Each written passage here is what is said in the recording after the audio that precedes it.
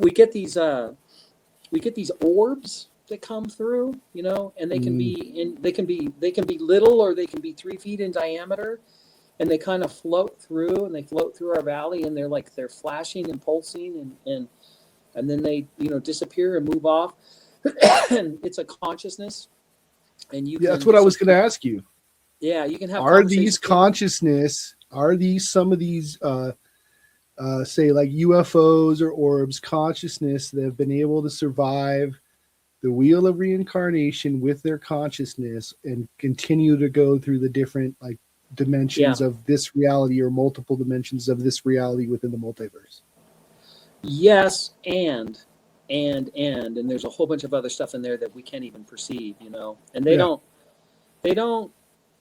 It's like when I was a kid, we had this empty field that was next to our house, and we went out there, and there was this rabbit, and we caught this rabbit, and we put it into a cage, and we put a bunch of grass in there, and the rabbit was just freaked out. The rabbit was in shock, and it was just going like, "Whoa," you know, and I looked at that rabbit, and I was like, I can't keep this rabbit in this cage. If I keep this rabbit in this cage, it'll just die. I gotta let it back out in the field into its environment, otherwise it will die.